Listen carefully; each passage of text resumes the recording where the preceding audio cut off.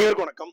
முன்னாள் முதலமைச்சர், முத்தமிழ் அறிஞர், முன்னாள் திமுகவுடைய தலைவர் அப்படிங்கிற 3 போஸ்டிங்க முழுசா வச்சிருந்த மரியாதைக்குரிய ஐயா கலைஞர் கருணாநிதி அவர்கள் குறித்து எழுதப்பட்ட, பாடப்பட்ட, வெளியிடப்பட்ட, அதிமுகவால் வெளியிடப்பட்ட ஒரு பாடலை விக்கிரவாண்டி தேர்தல் பரப்புரையில் நான் பாடியதற்காக என் மீது திமுக அரசு வழக்கு போட்டு ஏதோ ஜாபர் சாதிக்கையும் ஆம்சாங் கொலையாளிகளையும் தனிப்பட வச்சு தேடுற மாதிரி குத்தாடத்துல குளிக்க போன என்னைய குண்டுகட்டா தூக்கிட்டு வந்து ஒரு நாள் முழுக்க வச்சிருந்து என்னுடைய அலைபேசியை பறிச்சு என் வண்டியை உடைச்சு எனக்கு கொலை முயற்சி பண்ணி எல்லா வேலையும் பார்த்து நீதிமன்றத்துல அவமானப்பட்டு இந்த வழக்கில் சாட்டை திருமுறையை சிறையில் அடைக்க முடியாது என்று மேன்மைமிகு மாண்புமிகு நேர்மையான நீதியரசர் சுவாமிநாதன் என்னை விடுதலை செய்தார்.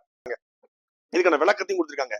இப்போ திராவிட முன்னேற்ற கழகத்தின் சார்பாக அறிவார்ந்த அரசியல பண்றவங்களாச்சு இல்லையா, ஜனநாயக அரசியல பண்றவங்களாச்சு இல்லையா, நாகரிக அரசியல பண்றவங்க, கருத்து சுதந்திரம்னா முதல்ல வந்து இருப்பாங்க.